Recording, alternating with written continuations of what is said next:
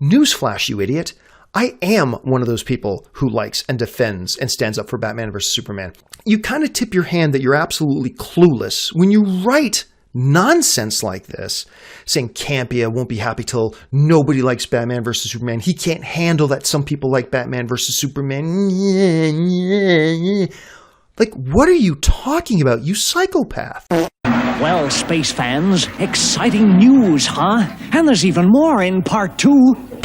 Hello, this is your television speaking. Let's push the button marked idiot and see what comes out.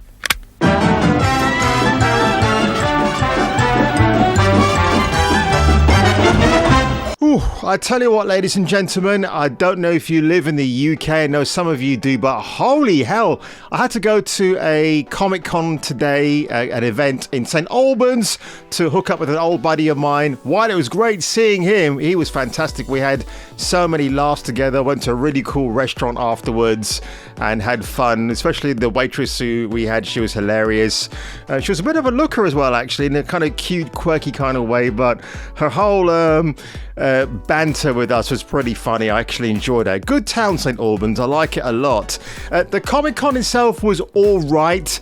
There were certain celebrities that I wanted to have a little interview with, but I couldn't because their representation was there, and the only way you could probably get close to them was to maybe have, pay £10 or £20 for a picture with them, but I don't even know then if that would have been allowed for me to have a quick chat with them. So that was a shame. We know that Nicola Bryant and Colin Baker from Doctor Who were there. They both look amazing.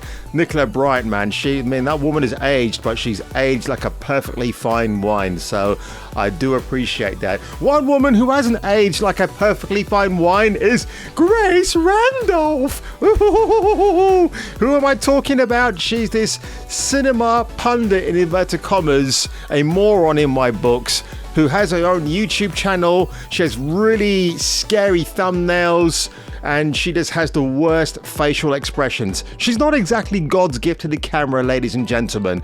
So this tweet, which began 22 hours ago from League Abuser, strange title for a Twitter name, I wonder if James Gunn knew the reaction to Peacemaker was less than stellar when both fans and critics have praised it and HBO Max have renewed it for a second season. Because let's face it, HBO Max, they need the content, the original content, and who better to give it to them than James Gunn? The same James Gunn who was booted unceremoniously from Disney and Marvel because of salacious tweets he made 10 years ago, but then the same Marvel and Disney that were begging him to come back for Guardians 3 as soon as WB signed him up for the Suicide Squad, which, by the way, very, very enjoyable film. I did like the Peacemaker show.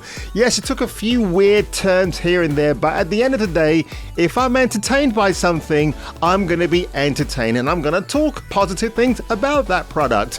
But look at Grace Randolph's summer movies of 2023.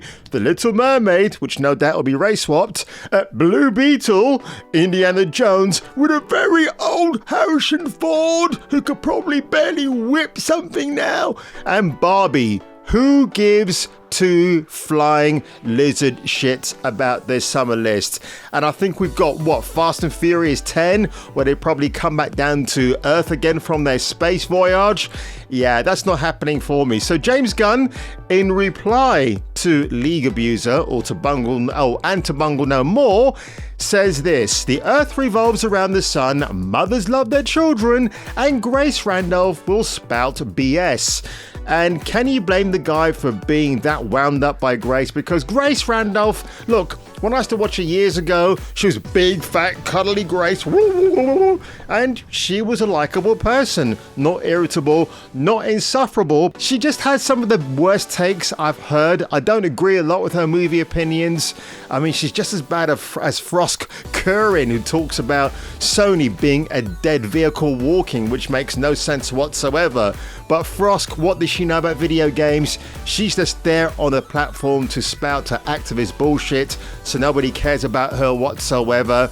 But let's just go over to this, because you might think, well, why have I got a picture of John Campia up here? Well, John Campia, I've got my hot and cold with the guy. Again, he shills it so hard for Disney and Marvel, and I thought he was kind of one of these okay movie pundits who speaks some sense, but then again, this is the same dude who wanted Jamie Alexander to be Wonder Woman instead of Gal Gadot. He called Gal Gadot a lingerie model, but for me personally, Alexander Daddario would have been a great Wonder Woman. Gina Carano, I've said that already. There are other actresses like way more in the hemisphere that I would have considered over Gal Gadot. But let's hear what John Campia has to say about this, and I'm glad I found this clip. 24 hours ago, I've never thought about Grace Randolph in my life. And now she's putting up Twitter posts about me with pictures of me and pictures of my wife and some very insinuating and insulting things. You're a psychopath. And you clearly have no idea what you're talking about. Newsflash, you idiot. I am one of those people who likes and defends and stands up for Batman vs. Superman. You kind of tip your hand that you're absolutely clueless when you write nonsense like this, saying Campia won't be happy till nobody likes Batman vs. Superman. He can't handle that some people like Batman vs. Superman. Like, what are you talking about, you psychopath? I am one of the few Batman vs. Superman supporters out there, you nitwit. You insulted me. You put pictures of me and my wife with dollar signs up in your thing. You wrote out these long diatribes about me saying how I hate this and I hate that and all that kind of stuff. As somebody who is a Batman vs. Superman fan, you are a fucking embarrassment to us. Grace, you are an embarrassment. You're embarrassing people who are Batman vs. Superman fans. And you know, when I hear John getting so angry, he reminds me of Bruce Lee from Enter the Dragon. You have offended my family. You have offended the Shaolin Temple. It's got echoes of that, hasn't it? In his little mini monologue attacking Grace Randolph, calling her a psychopath. So what she's implying here is that John Campia is being paid off to shill very hard for a Marvel Disney movie, which I doubt very much would have been the case, because John is seen as somebody he's like a verified content creator. He's been on Collider for many years. That's all right. That's where I saw John. So he's not like he popped out of the blue and set up his own YouTube channel. He was on Collider.com back in the day when Collider was worth watching for 10 or 15 minutes or more of your time. So when Grace gets the criticism, she can't really handle it. And Grace Randolph has some of the worst takes, like I said before. But I'm a staunch defender of Henry Cavill. I love the guy. I think he's fantastic. But when Grace comes up with shit like this, then I actually have to contend, what the F is she actually talking about? But they've been playing hardball with Warner Brothers over Cavill's Superman contract, which we've discussed. He's demanding A-list salary and treatment. My sources have told me, and I've been telling you this for the last couple of months, that Henry Cavill has become quite the diva on set, feeling he's a genuine movie star, even though there's very little evidence to that at the box office. Well, my sources tell me. Where are your sources, Grace? Where are your receipts to prove this? I think your sources are just calling out BS on Henry Cavill.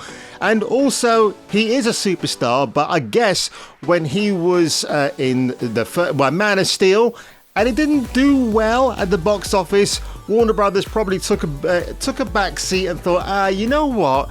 He's not the guy we wanted. And I mean, look, we'll say what you want about Zack Snyder's Man of Steel. I still like the film a lot. I know it's got its problems. I know there are a lot of Superman fans out there who don't like certain decisions. And actually, on a couple of them, I do agree. Like Pa Kent telling Clark not to rescue him from the tornado when he could have easily have done that. But I understand what they were going for there. I get that. But maybe, look, Henry's been struggling for a while at that point. He was in the Tudors. He lost that against Daniel Craig for Casino Royale. But Henry actually acknowledges that anyway. And the fact that he's in a big headline role like Superman, And, you could probably blame the director more for not giving Henry enough dialogue to spout and to do many other things on screen. Like, you could have had more of him and Russell Crowe together. That would have been awesome, but we didn't get that either. Again, the mismanagement from Danny Garcia, who is The Rock's ex-wife, who he works closely with and manages Henry Cavill. If I were you, Henry, I would leave her in a heartbeat and find somebody who will get you better roles that you actually more than deserve. If he wants a bit more money, I think he's within his rights to ask for it. Maybe he was mistreated at Warner Brothers. And every actor or actress has a bad day at the office, right? We've heard the great Christian Bale meltdown. We've heard Tom Cruise melting down over COVID restrictions last year. So what difference does it make if someone like Henry Cavill, to me, shouldn't sit down and say, can I have X, can I have Y, can I have Z? Why can't he do that? But Grace Randolph's, God, we should probably play a game one day, like just hit the pause button and just see the worst facial expressions that Grace can give us. Holy hell, this one here can go alongside Michael Myers for Halloween masks of 2022. But absolutely, she calls it the BS. Henry Cavill again as well. When he was semi-cancelled or attempted to be cancelled by the crazy mob on Twitter, when he just had some justifiable things to say about Me Too.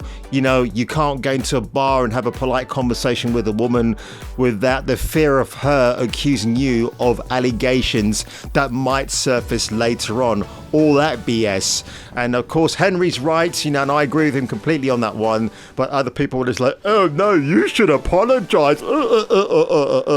So I'm glad James Gunn just gave it to Grace on that rebuttal on Twitter. Serves her right, because she's treading on a very thin line at the moment. She wound up John Campia, and for him to call her a psycho, that fool doesn't take nonsense lying down. He will just wait for the right time and he will strike like a cobra, man.